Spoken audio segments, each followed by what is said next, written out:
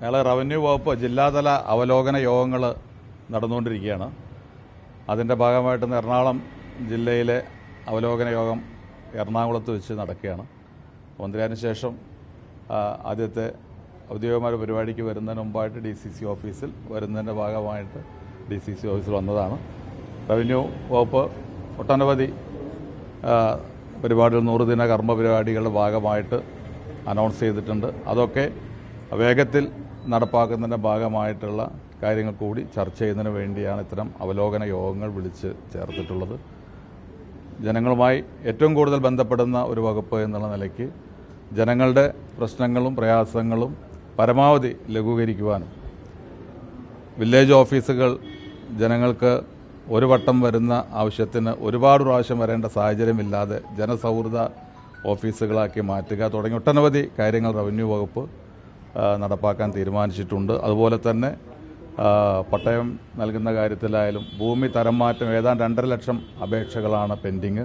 100 ദിന കർമ്മ പരിപാടിയുടെ ഭാഗമായിട്ട് 25,000-ഓളം ഭൂമി തരം മാറ്റ അപേക്ഷകൾ തീർപ്പാക്കാൻ തീരുമാനിച്ചിട്ടുണ്ട്. 5,000-ഓളം പട്ടയം കൊടുക്കാൻ തീരുമാനിച്ചിട്ടുണ്ട്. അപ്പോൾ അത്തരം കാര്യങ്ങളൊക്കെ ചർച്ച ചെയ്ത് കൂടുതൽ വേഗത്തിലാക്കുന്നതിന് ഭാഗമായിട്ടാണ് ജില്ലാതല അവലോകന യോഗങ്ങൾ വിളിച്ചു ചേർക്കുന്നത്.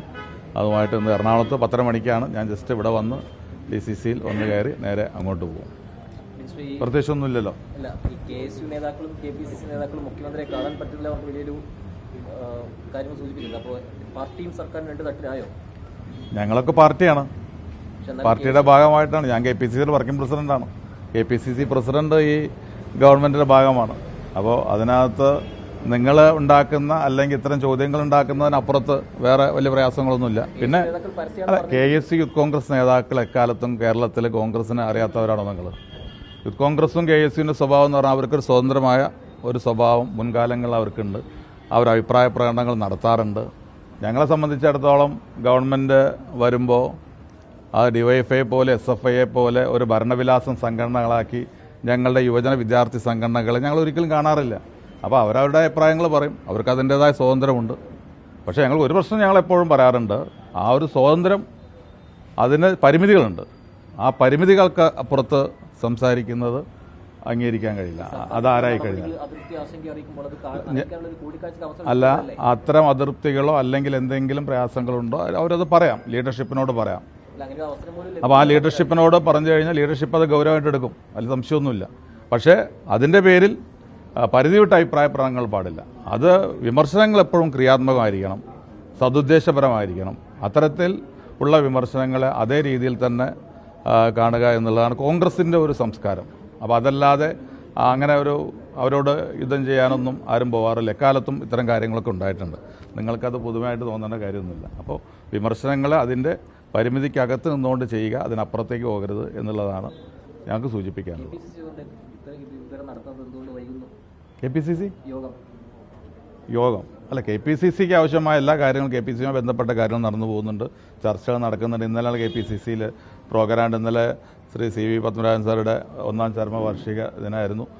വിപുലമായ അനുസ്മരണ സമ്മേളനം കാര്യമൊക്കെ KPCCയിലുണ്ടായിരുന്നു. അപ്പോൾ KPCCയുടെ പരിപാടി വളരെ നല്ല രീതിയിൽ നടക്കുന്നു. ഈ വരുന്ന 18-ാം തീയതി ഉമ്മൻചാണ്ടി സാറിൻ്റെ അതുപോലെ തന്നെ ഓർമ്മ ദിനമാണ്. വളരെ വിപുലമായ രീതിയിൽ കേരളത്തിലെ മുഴുവൻ ജില്ലകളിലും നിയോജകമണ്ഡലങ്ങളിലും അതുപോലെ KPCC ആസ്ഥാനത്തൊക്കെ സംഘടിപ്പിക്കാൻ വേണ്ടി തീരുമാനിച്ചിട്ടുണ്ട്. KPCCയുടെ പ്രവർത്തനങ്ങൾ നടന്നു പോകുന്നുണ്ട്.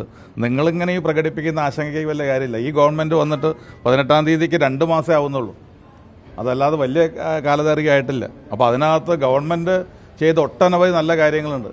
ആ കാര്യങ്ങൾ നിങ്ങൾ മനസ്സിലാക്കണം. ചെറിയ കാര്യമാണോ? കേരളത്തിൽ ഇന്ന് വരെ ഒരു ഗവൺമെൻറ്റും ചെയ്യാത്ത എന്തുമാത്രം കാര്യങ്ങൾ ചെയ്തു. അപ്പോൾ അത്തരം കാര്യങ്ങൾക്ക് ഹൈലൈറ്റ് കൊടുക്കുകയാണ് വേണ്ടത്. ജനങ്ങൾ അതിൻ്റെ കൂടെയാണ്. മറിച്ച് കോൺഗ്രസിനകത്തുള്ള കാര്യങ്ങൾ, അതൊരു ജനാധിപത്യ പാർട്ടിയാണ്, ചില അഭിപ്രായങ്ങളൊക്കെ പറയും. അത് പറയാനുള്ള സ്വാതന്ത്ര്യമുണ്ട്. ഞാൻ ഒന്നുകൂടി അടിവരായിട്ട് പറയുന്നു, അതിന് പരിമിതിയുണ്ട്.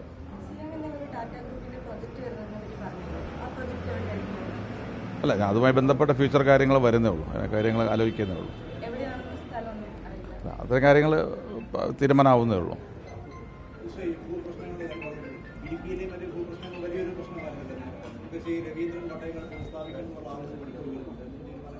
നിലവിലുള്ള ഭൂമിയുമായി ബന്ധപ്പെട്ട പ്രശ്നങ്ങൾക്ക് ദശാബ്ദങ്ങളുടെ പഴക്കമുണ്ട്. ഞങ്ങൾ ഈ ഗവൺമെൻറ്റിൽ മുഖ്യമന്ത്രി തന്നെ ബജറ്റിലും അതുപോലെ തന്നെ ഞങ്ങളുടെ മാനിഫെസ്റ്റോയിലും ഒക്കെ പറഞ്ഞൊരു കാര്യം, നിലവിലുള്ള ഭൂപരിഷ്കരണം കേരളത്തിൽ വലിയ മാറ്റങ്ങൾ ഉണ്ടാക്കിയ സാമൂഹ്യ മുന്നേറ്റത്തിന് കാരണമായ ഒന്നാണ്. പക്ഷേ ഇന്ന് ദശാബ്ദങ്ങൾ കഴിഞ്ഞു, പല നിയമങ്ങളും അപ്രസക്തമായി കാലാനുസൃതമല്ല. അതുകൊണ്ട് കാലാനുസൃതമായ നമ്മുടെ നിയമങ്ങൾ, ഭൂമി സംബന്ധമായ നിയമങ്ങൾ നമുക്ക് പരിഷ്കരിക്കേണ്ടതുണ്ട്. അതുകൊണ്ട് തന്നെ ഞങ്ങളൊരു കമ്മിറ്റിയെ വെച്ച്, എക്സ്പേർട്ട് വിദഗ്ധ സമിതിയെ വെച്ച് ഏതെല്ലാം നിയമങ്ങളാണ് നമുക്ക് കാലാനുസൃതമായി മാറ്റേണ്ടത്. ജനങ്ങൾക്ക് പട്ടയം നൽകുന്ന കാര്യത്തിൽ വർഷങ്ങളോളം താമസിച്ചിട്ടും പട്ടയം കിട്ടാത്ത സാഹചര്യം, അതിന് ഏത് നിയമമാണ് തടസ്സം? അതോടൊപ്പം തന്നെ നമുക്ക് ഭൂമി ലഭ്യത നമുക്ക് കുറവാണ്. നമുക്ക് പുതിയ സംരംഭങ്ങൾ കേരളത്തിൽ ആരംഭിക്കണം. അപ്പോൾ അതുമായി ഭൂമി പുതിയത് കണ്ടെത്താൻ നമുക്ക് എന്ത് ചെയ്യാൻ കഴിയും? അത്തരം കാര്യങ്ങളെക്കുറിച്ച് എല്ലാം കൂടിയുള്ള ഒരു പരിഷ്കരണ നിയമം 2 ഞങ്ങൾ ഡിക്ലെയർ ചെയ്തിട്ടുണ്ട്. അതിനകത്ത് അത്തരം കാര്യങ്ങൾ അഡ്രസ്സ് ചെയ്യും. ഭൂപരിഷ്കരണ നിയമം എല്ലാ രീതിയിലും വലിയ മാറ്റങ്ങൾ ഉണ്ടാക്കിയിട്ടുണ്ടെങ്കിലും കേരളത്തിലെ മത്സ്യത്തൊഴിലാളി മേഖലയിൽ പോയി കഴിഞ്ഞാൽ ഈ ഭൂപരിഷ്കരണ നിയമം കൊണ്ട് ഗുണം കിട്ടിയവരാരും കാണില്ല. കേരളത്തിലെ ആദിവാസി മേഖലയിൽ പോയി കഴിഞ്ഞാൽ ഭൂപരിഷ്കരണ നിയമത്തിൻ്റെ ഗുണം അവർക്ക് ലഭ്യമായിട്ടില്ല. SC വിഭാഗങ്ങൾക്ക് പോലും അതിൻ്റെ ഗുണം ലഭിച്ചിട്ടില്ല. അപ്പോൾ 2ാം ഭൂപരിഷ്കരണ നിയമം അത്തരം കാര്യങ്ങളെക്കുറിച്ച് ആലോചിക്കും. സമൂഹത്തിൽ ഏറ്റവും പിന്നോക്കം നിൽക്കുന്ന ഭൂമിയില്ലാത്ത സാധാരണ ജനങ്ങളെ സംബന്ധിച്ചിടത്തോളം ഒരു പരിധിവരെയെങ്കിലും ഭൂമി കണ്ടെത്തി കൊടുക്കാനുള്ള നടപടികളെക്കുറിച്ച് ഞങ്ങൾ ആലോചിക്കും. അതൊക്കെ ഉൾപ്പെടുന്നതായിരിക്കും ഞങ്ങളുടെ ഭൂപരിഷ്കരണ നിയമം എന്നുള്ളത്.